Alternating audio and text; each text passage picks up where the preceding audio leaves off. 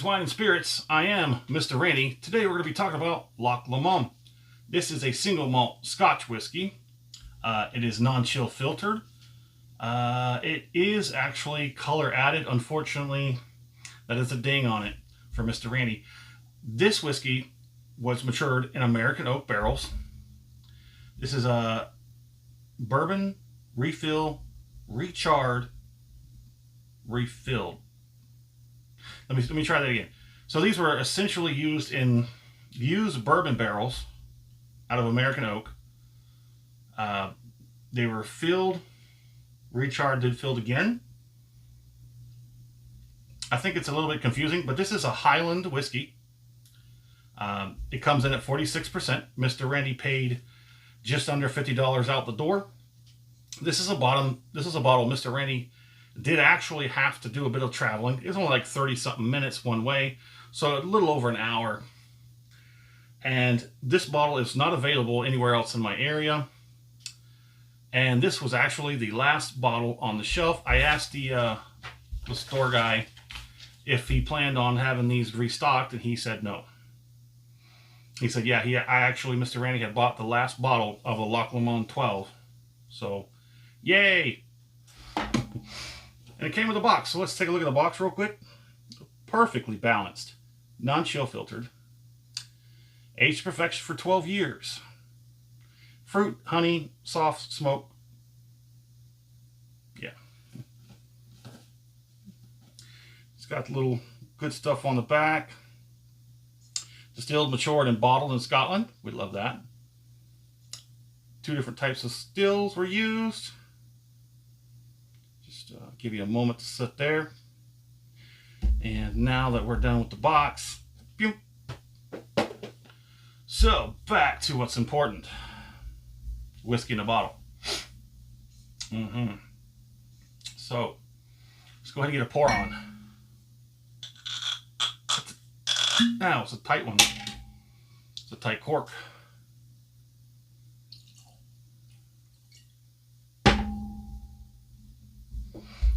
Where is my color guide? There you are. We have the color scale. I'm going to do this off screen just real quick. This looks to be a burnt amber, if I'm not mistaken. See if we can't get that a little bit. The colors don't come right across the screen in this light. We'll figure it out. Under the nose, immediately you're going to get that spice, vanilla, honey, oak. You can definitely tell this was finished in bourbon barrels. Right off the nose. Spice, vanilla, oak, honey. Everything you'd get from a bourbon, you can get on the nose. There's also some dry fruit. Kind of makes my mouth water a little bit. There's something nice dancing around in there on that nose. Can't quite pick it out. Somewhere between dry fruit and the end. Let's get it on the palate.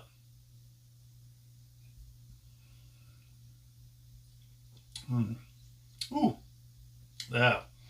Whatever was eluding me on the end of that nose hit me up front on the palate. And then you get spice, the oak, vanilla, honey. Bourbon falls behind the Scotch.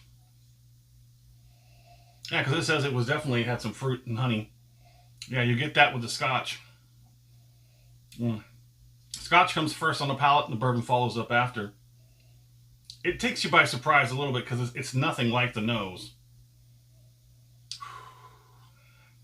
Let's go ahead and finish this off.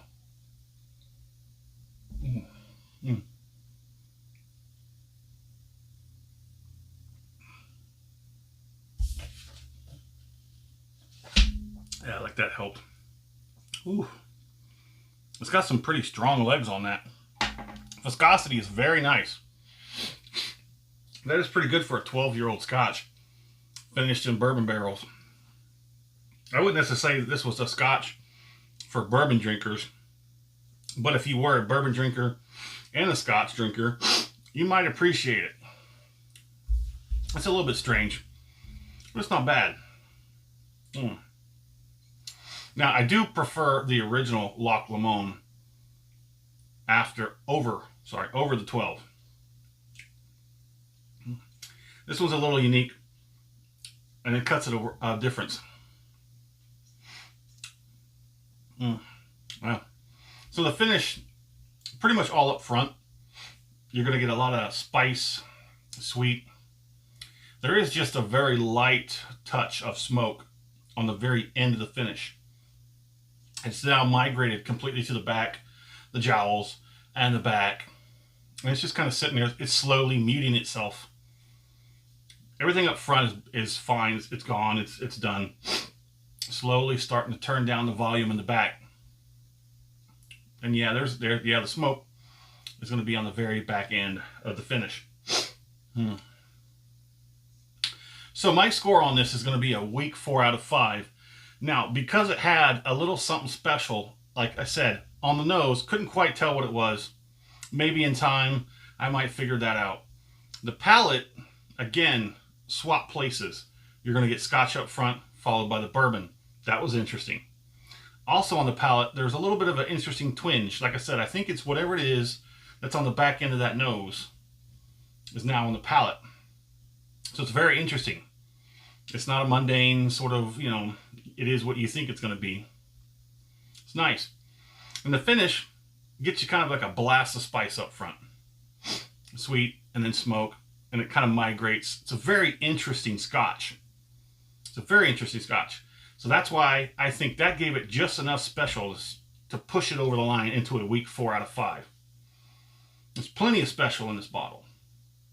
My fair price, unfortunately, this is going to be a non-applicable situation because unless I look online and get it delivered to me somehow, it's not going to be available to me. So I would say my fair price, if it was on the shelf, I would say definitely 40 or less. And that's kind of a contradictive ding there with me saying it's a weak 4 out of 5 instead of a strong 3. Most of my strong 3s are definitely around that price point. I just don't think, like I said, there's a lot of special in a bottle. I don't think it's special enough to be like 50 or more. So would I buy it again? Of course, here we go again with the non-applicable. But let's just put that to the side and say, yeah, sure, it's on the shelf somewhere. Would I go back and get it? No, because I'd prefer the original. The original is $32. I believe I had it $32 out the door. I really prefer the original Loch Lomond. It's not as, how should I say, full frontal as the 12. But the nice subtleness really comforts. It's very comfortable. But that's the way it is. It's not for me. It might not be for you. Let me know in the comments if it is. If you've tried either one or you're interested, talk to us. Let us know.